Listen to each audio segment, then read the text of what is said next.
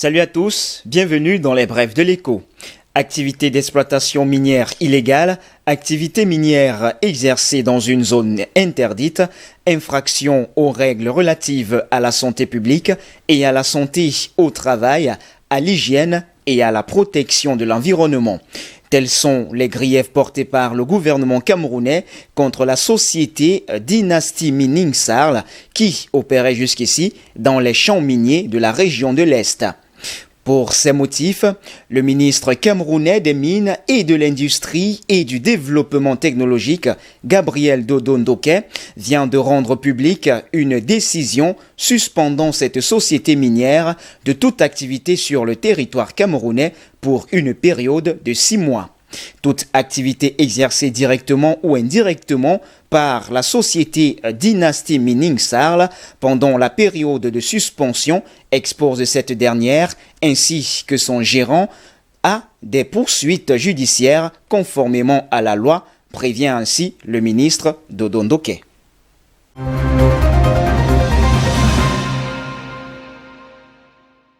Sundance, la junior minière australienne a reçu une notification de l'ASX, la bourse australienne basée à Sydney, qui fait état d'une prolongation de 3 mois jusqu'au 7 décembre 2020 pour la date limite de retrait automatique de la société de la liste officielle. C'est l'annonce faite ce 8 septembre par Sundance Resources en stagnation sur le projet minier Mbalam à l'est du Cameroun. Toujours selon la même source, au cours de la période allant jusqu'au 7 décembre 2020, ASX fournira à Sundance des détails de ce qui lui sera exigé pour que ces actions soient réintégrées sur la liste officielle de la place boursière.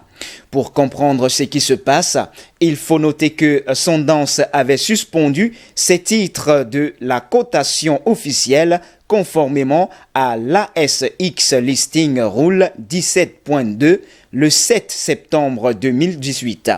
Entre-temps, la junior minière espérait conclure un partenariat financier avec le chinois Ostsino Resources Group Ltd sur le projet minier Mbalam Cameroun et le projet Nabeba au Congo. En effet, Sundance tente sans succès de conclure un accord avec Ostsino depuis 2018 afin de relancer enfin le projet de fer de Mbalam à dormance depuis près de 9 ans. La convention entre les deux entreprises prévoit la cession de parts majoritaires, soit 58,250 millions de dollars, soit environ 34,13 milliards de francs CFA de Sundance à Ostsino, qui se chargera ensuite de développer le dit projet.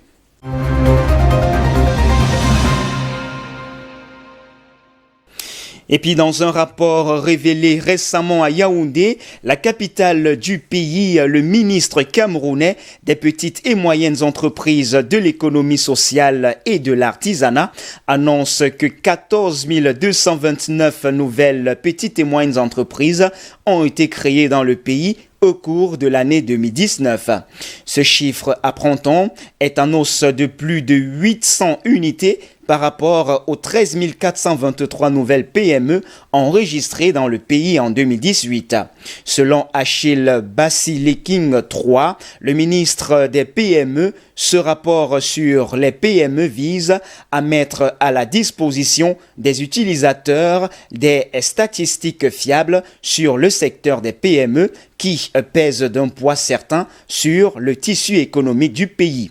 Pour rappel, depuis l'année 2010, l'on assiste à un boom en matière de création des entreprises au Cameroun, soit à plus de 80% sont des PME.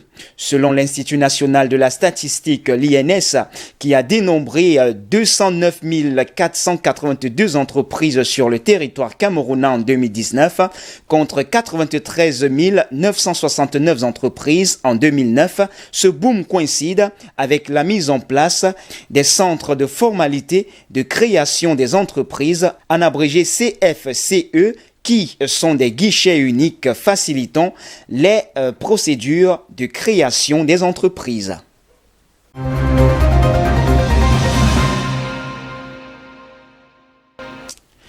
Et puis hors de nos frontières, à présent sur l'île de Nouvelle-Calédonie, l'usine de nickel de Goro risque de fermer. C'est un gisement calédonien de nickel de classe mondiale qui devait avoir des débouchés pour les batteries électriques. Mais Goro et son usine de traitement pourraient bien fermer d'ici la fin de l'année et laisser sur le carreau quelques 3000 emplois directs et indirects. Le propriétaire actuel, le groupe brésilien Vale, était en négociation exclusive pour vendre l'usine à une petite société minière australienne, New Century Resources. Mais celle-ci vient de renoncer après avoir elle-même été lâchée par l'un de ses actionnaires et donc échoué dans son plan de financement. Les manifestations contre ce rachat s'étaient multipliées au cours des dernières semaines. Un contexte politique agité qui a dû contribuer à l'abandon du projet par le promoteur australien. On est à moins d'un mois du nouveau référendum d'autodétermination en Nouvelle-Calédonie et des indépendantistes se sont mobilisés contre ce qu'ils qualifient de bradage du patrimoine minier et d'opérations boursières.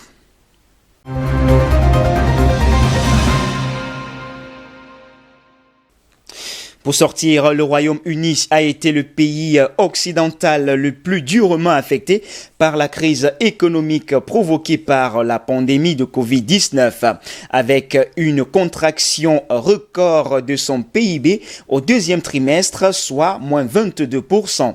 L'activité des entreprises privées a déjà fortement rebondi, mais avec un sérieux bémol. Les suppressions d'emplois sont toujours dans l'ordre du jour et les patrons anglais ont le moral dans les chaussettes.